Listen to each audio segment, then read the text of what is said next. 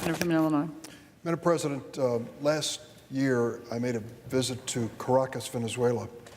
It was a surprise that they even offered me a visa to journey to that country, and I, in the course of several days, saw firsthand what life in Venezuela was like. It was terrible from every aspect.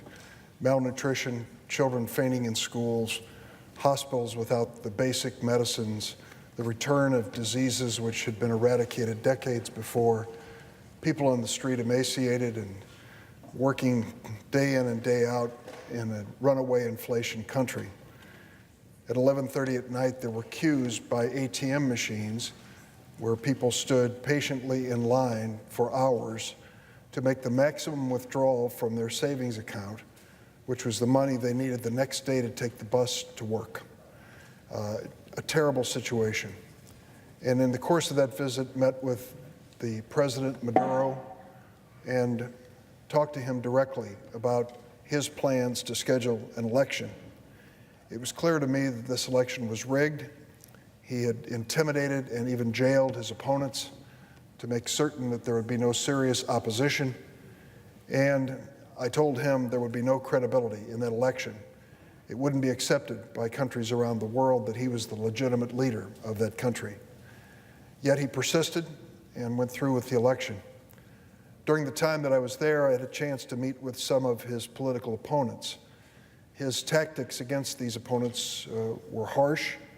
Leopoldo Lopez, a popular opponent, was put under house arrest for years.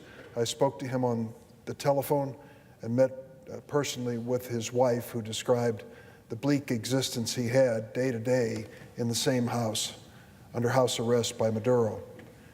One evening we had dinner with opposition members of the National Assembly, and it was a secret location upstairs in a darkened room because of their fear of retribution by Maduro and his regime. These were some pretty brave young men and women who were part of the opposition to Maduro.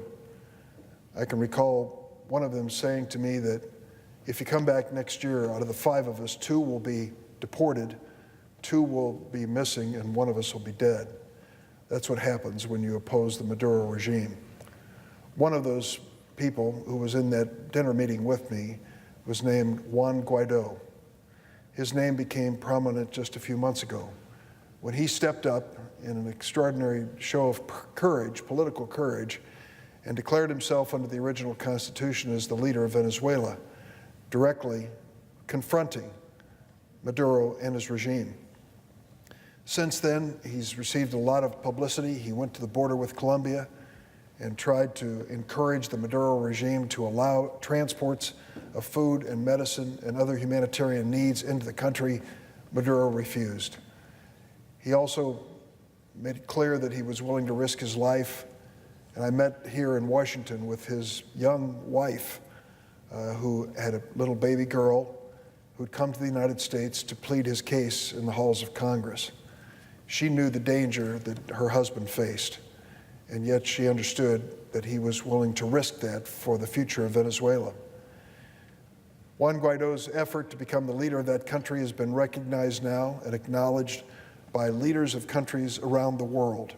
The Organization of American States, the largest organization of Central and South American countries, acknowledged in a formal vote that Juan Guaido would be the leader of Venezuela by their calculation. They didn't accept the Maduro election any more than I did. So in the last several months, there has been increasing tension and concern as members of Guaido's following were jailed by the Maduro regime, concerned that he, Guaido himself, may be in danger because of this ongoing situation. Early this morning, I received a phone call from Ambassador John Bolton, who works with the President in the White House. He knew of my interest in Venezuela, and he wanted to alert me that today was a day that could be historic, a day of reckoning. Guaido and Leopoldo Lopez, who had been under house arrest, were both appealing directly to the military leaders in Venezuela, asking those leaders to join their effort to establish a legitimate government in Venezuela and to have a free and fair election. We didn't know what was in store, There were no predictions as to who would prevail in this, and there was a great deal of danger associated with Guaido's position and Lopez coming out of house arrest, risking his own life in the process. We didn't know what Maduro's response would be. Now, in the last several weeks, there have been groups that have come to the aid and support of the Maduro regime. They include some Cuban security forces, as well as colectivos and motorcycle gangs that support the Maduro regime, but most notably, the arrival of at least several hundred Russian military into Caracas. This, of course, complicates the situation.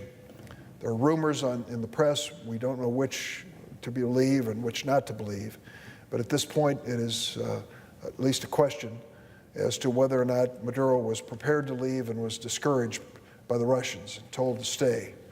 I hope he does leave. I hope that Venezuela can turn the corner. I hope the people of that country who are leaving Venezuela by the millions to go to countries like Colombia have an opportunity to see a new life in their country and to move forward. I have supported the efforts of the Trump administration, against the Maduro regime, the Trump administration in Venezuela, with an understanding that they want to move forward with regime change in that country without the involvement of U.S. military force. I think it would be a mistake if we did that, to put in U.S. military force. We are in a situation where the history of that region is well known. There's been a lot of tension and a lot of difficulty in the past, and I hope that we do not consider that military possibility. But I certainly support their efforts and applaud their success in bringing the Organization of American States and other countries to the side of Juan Guaido and Leopoldo Lopez. I urge Maduro to do the right thing for Venezuela, to avoid bloodshed, to accept Guaido's amnesty offer, and to step out of the way of this long overdue transition and return to democracy. Until then, I support President Guaido's peaceful effort to advance the constitutional transition period in which a credible and timely election can be prepared under his leadership. Mr. Guaido is literally putting his life on the line for the future of his country. The Russians and Cubans in Caracas who attempt to prop up Mr. Maduro must step back and let the Venezuelan people decide their own fate in an open and free election. Madam President, I yield the floor.